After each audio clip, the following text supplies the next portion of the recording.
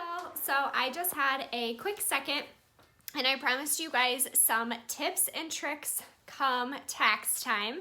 So with the first of the year, I thought that I would get these tips out to you guys so you can start fresh, you can start new, and hopefully be really organized this time next year. My goal is always to be more organized than I am. Organization is not my forte. So when it comes to tax time and you have to collect all your receipts and keep track of all your miles, it's definitely not something I'm super good at. However, I have been doing some research for you guys and watching a few videos from some other leaders and other people that are good at this and have been sharing stuff. So I just wanted to get you guys the information as early as possible. So first thing is first, you must know that every single state is different. So most of our team is in Ohio. I do think that we have a couple people outside of Ohio, so just know that every single state is different, so make sure you are checking that and you know your specific state. This information does not tell you what you should do like come tax time. This is simply just suggestions on how to be more organized for tax time. So it's not going to be how to do your taxes. I 1000% recommend that you get an accountant. If I can give you one piece of advice, that would be it. I have an accountant do all of my taxes for Cincy. She is amazing. My mom will take all of my receipts that I give her and she will organize them, and we give those receipts and the miles added up and just give them to her, and she takes care of everything. You can 100% do your own taxes. I know people in direct sales that do their own taxes. However, I don't know the ins and outs of all of that, and I'm always going to recommend a professional. They know what they're doing. They know all the details, all the specifics, and then that way if the IRS comes back and wants to audit you, they can take care of that for you, and that does not fall on you. So if it's in the budget, I highly recommend an accountant and letting them take all the responsibility for all of that, because that is something you do not want to mess up. So if you're new to Cincy, hopefully everyone should know that we don't get taxes taken out. It's not like a 9 to 5 that you automatically have your taxes taken out and you just get your net profit. You will always see your gross profit, so you can almost always calculate how much your paycheck's going to be because you don't have to worry about taxes. So with that being said, come tax time, you have not been paying taxes for that to come out. So you have to collect all of your receipts, do all of your mileage, figure out all of your expenses for that year, because those expenses are going to counteract any income that you have. Now, as far as, what do I want to call it, like cost profit goes, as far as how many years you can claim a loss, that is all questions that you should ask your accountant, and they will know what's best for your business. But you can be organized for them and make their job easier, which will then in turn make your job easier as well. So usually, again, just suggestions. I do not have a degree in accounting, nor do I ever want to get one. But usually, write-offs mean less money that you're giving to the government. So if you just simply got paid from Cincy and you did not write anything off, you would owe them however much your taxes are. But generally with write-offs, that helps lower the amount that is due to the government. I will tell you that I have been with Cincy for 2 tax seasons now, and I have not owed the government yet for Cincy. However, of course, the more money you make, the more you're going to owe the government. So just keep that in mind as well. Once your business grows, there is the option to always set some money aside every single paycheck. So then come tax time, if you do owe the government, you have that already set aside. Some of the people that are making big paychecks in Cincy do that. So again, that's something that you should talk with your accountant about. They're going to know better if you should be setting money aside every month. That's just my personal experience so far. I just want to say, just because that's my experience doesn't mean that's yours. So it's really important you get a professional involved, because they will know what's best. So the accountant will figure out how much you owe the government, how much you spent, how much you owe, all of that stuff. But a general rule of thumb, whenever it comes to write-offs, if you use it for your business, it's a write-off. So for example, I have you guys on a ring light stand that I got off Amazon on Black Friday at a really good deal. That's a tax write-off because I use it for my business. If I go get coffee with a future teammate, I can write that coffee off because we discussed Scentsy. So if you go out to dinner and you talk with your waitress about Scentsy, you can use that as part of your tax write-off. I don't believe it's 100%. I've heard 50%, but again, ask your accountant. They will know how much of that because that's what they went to school for. However, if it's related to Scentsy, you can use it as a tax write-off of some sort. So of course, all of your business materials, if you get shirts that say Scentsy on them, that's marketing. Now, if you go on a Scentsy trip and you go to Kohl's and get a bunch of dresses, that doesn't count. So it has to be marketing your specific business. Any kind of expenses for a Scentsy trip. So for example, I went to a leadership retreat up in Michigan, all the gas to get there, anything I bought for that trip as far as like food, snacks, anything like that, I can include that in my tax write-offs. So for example, some items that you should have your receipts for, supplies. So that is so much of our business. Envelopes, stamps, pins, any kind of catalogs, labels, anything you make samples of, the baggies for samples, if you got like a candy melter that helps you make the samples, felt, all of that is a tax write-off because you are using it for your business. Shipping. So I know Brooke, for example, in our group has to ship a ton because her customers are not local to her. So she should go to whatever website she uses. I personally use Pirate Ship. I think that's what she uses, but I don't know.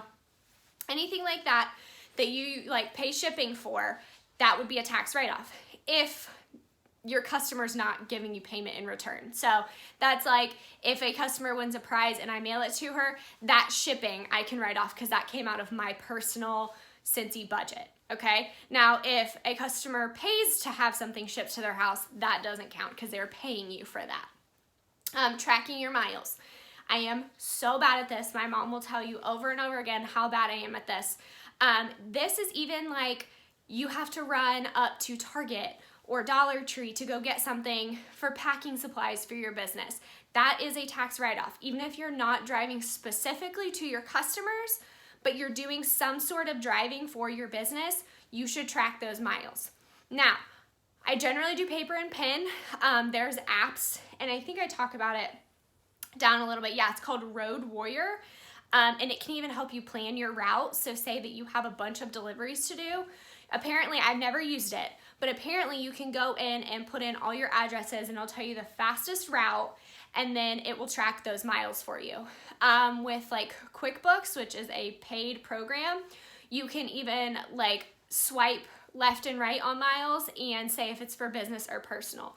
So there's a ton of different apps out there that you can use to track if that's how you should do it. I'm definitely going to be looking into it for the new year because I just feel like I lose money not tracking my miles because I'm just not like up to date on it and I don't keep track of it very well. So always track your miles. You should be saving every single receipt ever. So every Scentsy receipt, every Target receipt, every Walmart receipt, every Dollar Tree receipt, every Amazon receipt. If you buy stuff at like Oriental Trading for your packing supplies, anything like that, you have to save those receipts. And there's a couple different ways you can do it. You can just print it off immediately, or if it's a physical receipt, you can print it off immediately and put it somewhere. I know a lot of people will even just do like a money bag and just put all the receipts in there. Some people will do like an accordion folder and do it by month. However you choose to do it, just make sure you keep them. Keep every single receipt. I mentioned the dinner. If you talk about Scentsy, that you should keep that receipt. Some subscriptions that you have can be part of your tax write-off. So like Sam's Club, Amazon Prime, Costco. If you're buying stuff from your business at any of those places, then you can write at least part of that off. It may not be 100% because you are still using it for personal use as well. But if you buy stuff for your business at any of those places, that can be part of a tax write-off. If you have any app subscriptions, so if you have like the paid version of Amy, if you have Canva Pro, any of those apps that you use for your business, if you paid for them, that is a tax write-off. These warmers, anything here, I can write off because I'm using it as a display. So whenever I go to do my receipts for this past year, because I haven't done them yet, I'm going to write off like this warmer because I've only used it as a display. So something to think about too, if you have any kind of display. Every purchase off Amazon, That one's huge for me. I buy everything off Amazon. Again, anything that has to do with Scentsy, any kind of marketing. If you're doing like shirts, pins, cups, anything you buy from the Scentsy family store, like those coffee cups, anything like that is a tax write-off. If you're sending out stuff for your team, if you're sending out Happy Mail, anything like that, if you use it for your business, it is a tax write-off. Simple rule of thumb. Whenever tax time comes, there will be a 1099, which is the tax form that you need to give to your accountant who's going to be doing your taxes. Will be available at the end of January usually. So you'll get an email and it will be like on the home screen of your workstation that is available. Someone that I watched a video of, and I haven't double checked this, so just keep this in mind, said that you only get it if you make at least $600 for that year. So if you have not made $600, then you may not see that in there, but that's where you should be contacting support and seeing like, you know, I didn't get one of those, should I have gotten one of those, that kind of thing. So if you've made over that, you're definitely gonna see that tax form, and it's something that you're gonna have to take because it shows your income from Scentsy for that year. I mentioned the small accordion folder. A good tip that I saw is to leave that in your car. So if you are out, you'll remember to write down your miles. After you go to Target, you can just instantly put that receipt in that folder and you don't even have to think about it again. It's a good way so receipts don't get lost, because that's the biggest thing. I'm like losing my voice, sorry guys. There are also apps, I think it's QuickBooks and there may be a few others, that you can take pictures of your receipt and scan them in. And then it keeps them all electronically. So just find what works for you. It doesn't matter how you do it. There is no right or wrong way as long as you do it. The wrong way is to not do it. So just know that the more receipts you have, the more write-offs that you can prove, the less money you're gonna be giving to the government. Also, if you do a lot of work from home, you can also write off part of your house. So like the space that your office is in, like this whole room, I can figure out how much of this room takes up the total square footage of our house, and then I can write off some of the electricity, some of our Wi-Fi, like stuff like that. So I have not talked to my accountant about that in the past, simply because I wasn't making enough money for that to really take a huge effect. But now that the business has grown a lot and we've been in kind of like a hyper growth, that is something I'm going to definitely ask her this year. And even if your business is not huge yet, still ask and get that information up front, because I am someone that is so lost when it comes to this stuff, and I'm 2.5 years in. So especially if you're new, get that information up front so moving forward, you know where to go. There is a group on Facebook, and I've shared with them before, but just to tell you it again, it is called US Tax Dollars and Cents, but it's cents like Scentsy, cents that you smell, not cents like pennies, okay? So US Tax Dollars and Cents. Apparently the girl that runs that used to work for the IRS, so she knows what she's talking about. And pinned at the top of the group is a 2020 expense sheet. So that expense sheet is where you would keep all of your information for all your receipts and everything that would be a tax write-off for 2020. And I did like quickly click on it, and it does look super helpful. My mom does a lot of that stuff for me. So I'm gonna be completely honest and tell you I didn't dive deep into it. So definitely look into that. It can also be something that you can set up with your accountant and say, hey, is this a good way that I can keep track of stuff? Is this like a way that you would like me to give you this information, or what can I do to be better? So that's where you need to really communicate with the accountant and know what's gonna make your life, their life easier. If you are going to, like, say, we just went to Menards the other day and I got a shelving unit for some of the stuff that I need to store, and we also got like 2 things that we needed for our house. So the personal stuff I put on one card, checked out, and then my stuff for my business I did in a separate transaction. And I'm gonna talk about having a separate like bank account, credit card, etc. in a minute. But whenever you go somewhere, if you have stuff for personal use and business use, always do 2 separate transactions so you have a receipt that just has a business expense on it. Always separate transactions. And then I told you about the Road Warrior to track your miles, something that a lot of people do forget. Hello? but something that you can write off. So it's really important that you track your miles. One of the girls was saying that she gets more money tracking her miles than she does like writing off little stuff here and there. So it's definitely really important that you do track your miles. Now, as far as having a separate account, if you do nothing from this video and don't listen to a word I say, this is what is so important. You need to have a separate bank account and or a separate credit card for your business. I do not care if you are just doing this as a hobby and you only have a couple orders that you put in every month. You should have a separate bank account for the simple fact it's gonna put less stress on you and it's going to make your life so much easier. So we bank with WritePat. So I just went in and I said, hey, I need to open another checking account.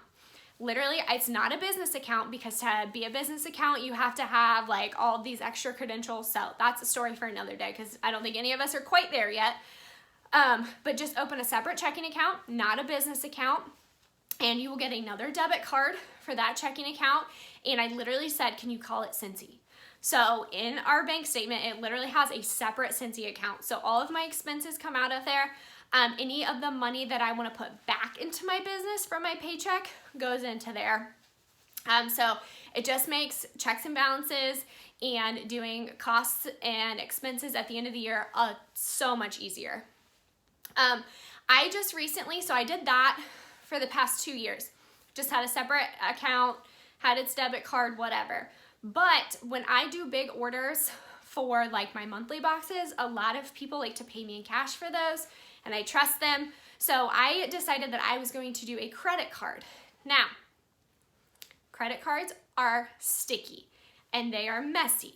So if you personally know that you cannot be trusted with a credit card, stick to option A, okay? Because the last thing you need to do is get a credit card for your business and screw up your credit score. That is not what that should be doing, okay? So take what I have to say with a grain of salt and know your personality and know if you can be trusted with a credit card because you should not be racking up a bunch of debt from your Cincy business. But what I did was I love Discover. I've had a Discover student card since I was an undergrad. I love the cashback option. But for a second one, because you can have 2 Discover cards, I decided to get one that you can accumulate mileage because we have several trips planned in the future. Fingers crossed we can go on them. But you're always going to have trips that you're going to take with Cincy. So if you earn a trip, your mileage is covered. However, if you buy someone in or if you decide to go to a leadership retreat or something like that and you need to fly, now you have mileage that you can use on that. The miles that you accumulate with your credit card, you can now apply those towards something in your business. Now, granted, we have a trip to Jamaica planned and once I graduate, so I may use the miles for that. It doesn't matter what I use my rewards on, but I decided that I knew I could trust myself with a credit card because our credit score is huge for us. We are like OCD about it, but I knew that I could be trusted with that, so I decided to open up a separate credit line so your credit score will be hit, just understand that.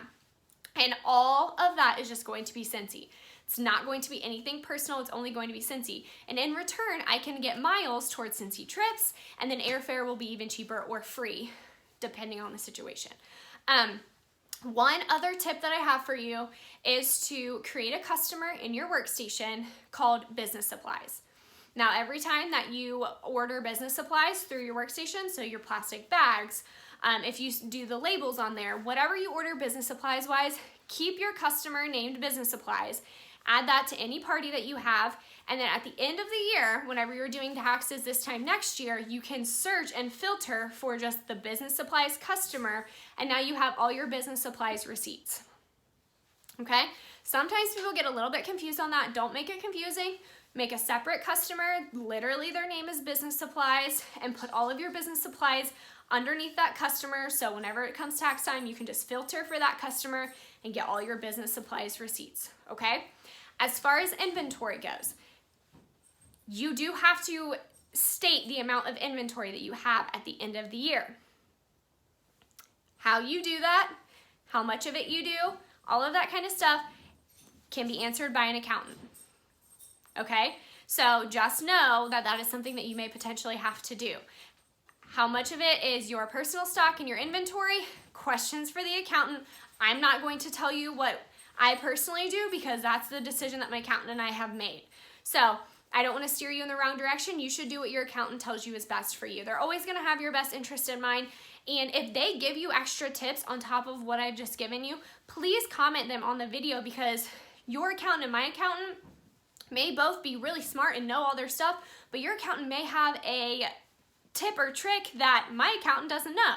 So always share that kind of stuff, but just understand that you should check with your accountant personally, and they will tell you what's best for your business, okay? So I will say it again. I do not know everything about accounting. I do not have an accountant degree. I am merely giving you tips that I have learned and that I have done some research on and listened to other leaders give tips about, and that is what I have found to be best come tax time. Number one rule, get a separate checking account and or card for your business. It's going to keep everything more organized, and you will never accidentally use family money on Cincy, because you should only use Cincy money on family, not the other way around. You should never go into debt because of this business. Heidi and Orville do not want that at all. They will tell you 100 times you should always use Cincy money on family, not family money on Cincy. Okay? Questions? Feel free to comment them. Can't promise that I will know how to answer them, but I will try to find the answer for you if I don't know it. Just try to start getting your receipts together and making sure you have all your miles in one place. It does take some time, so the earlier you do it, if you do it at the end of every single month, you're gonna thank yourself this time next year, because I am the one scrambling to get everything together. So make sure you are reaching out to an accountant early so you can establish that relationship and figure out the best way to get everything together. So if you do have questions, please feel free to comment them or message me personally, but otherwise I will talk to you guys later. Bye guys.